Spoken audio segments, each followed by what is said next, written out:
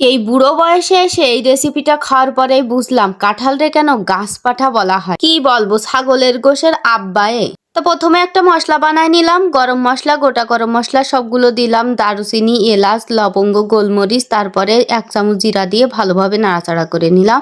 এরপরে এই যে কাঁঠাল এরকম মোটা মোটা সাইজ করে কেটে নিয়েছি। কড়াইতে পরিমাণ মতো তেল দিয়ে 1 মুঠ পেঁয়াজ দিয়ে বেরেস্তা করে নেব। এরপরে দিয়ে দিলাম আদা রসুন পেঁয়াজ বাটা, শুকনো ঝাল বাটা, জিরা গরম মশলা বাটা, যে ওইটা থেকে অর্ধেক পরিমাণে দিয়ে দিয়েছি। এবারে একটা কষিয়ে নেব, হলুদ আর লবণ দিয়ে ভালোভাবে নাড়াচাড়া করে সামান্য একটু ফোঁটা পানি দিয়ে মশলাটা কষিয়ে নিয়েছি। তারপরে দিয়ে দিলাম ছোট ছোট টুকরো করা চর্বি। এই চর্বি দেওয়ার কারণেই কিন্তু গোশ গোশ স্বাদ চলে এসেছে কাঁঠালের ভিতরে।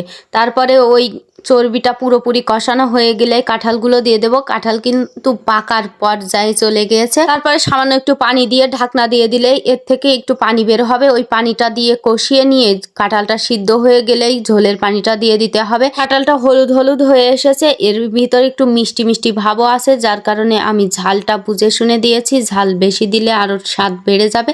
তারপর ঢাকনা দিয়ে যখন ঝোলটা একেবারে পাশের বাড়ির বিটির চুপার মতো থকবক করে ফুটবে, তখনই দিয়ে দিলাম ওই বাকি মশলাটুক। আর মাত্র কয়েক মিনিটের মধ্যে সিদ্ধান্ত নিন 1 বালতি ঝোল রাখবেন নাকি 1 কড়াই ঝোল রাখবেন। আমি এরকম শুকনো শুকনো গা মাখা মাখা ঝোল রেখেছি, আর দেড়ানো যাচ্ছে না। এটা শুধুও খাওয়া যায়, কিন্তু ভাত দিয়ে খেয়ে বাঙালির পেট ভরে বেশি। মারাত্মক কালার আর মারাত্মক স্বাদ।